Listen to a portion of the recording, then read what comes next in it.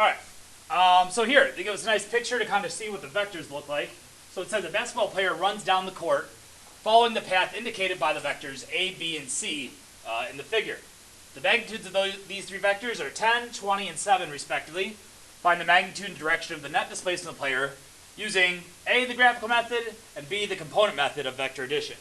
So the graphical method just means like drawing everything to scale, measuring with a protractor, bring it back out of the scale, kind of like what we did in that one lab.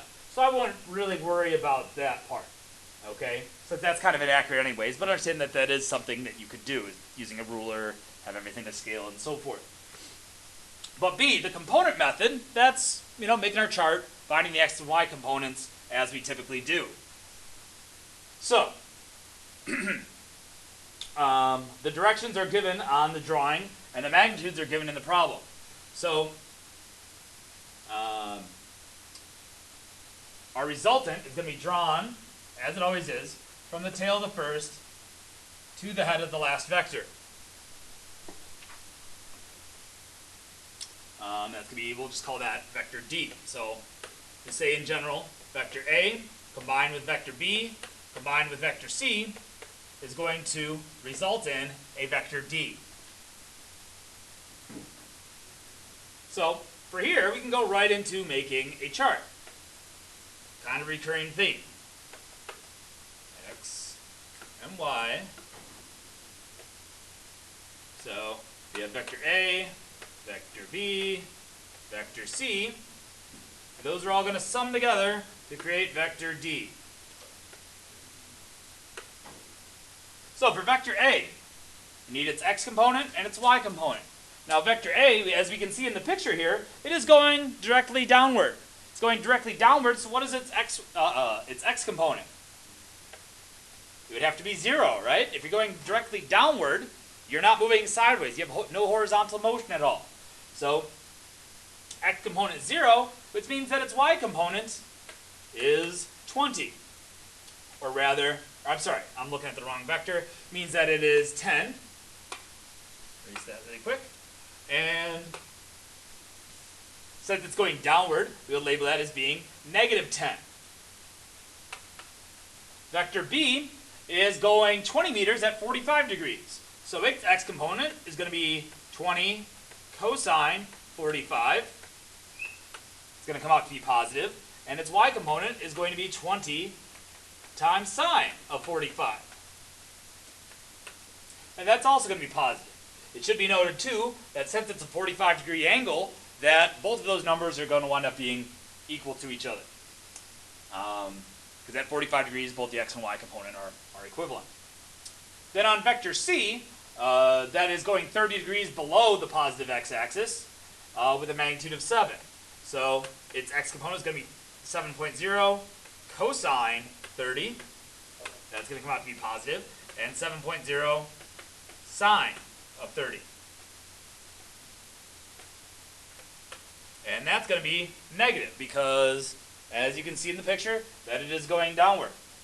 So quickly plugging in values for our components, 20 cosine of 45 is about 14.1. The y component is also going to be 14.1. And 7 cosine 30 is about 6.1. And 7 sine of 30 is negative 3.5. Negative again, just because it's going downward. So we add all the x's together. So x component is 20.2.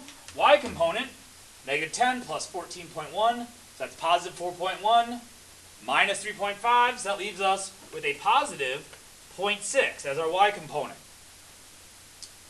So again, double check before our next step of doing the Pythagorean. Does our resultant look like it would have a very high positive x component?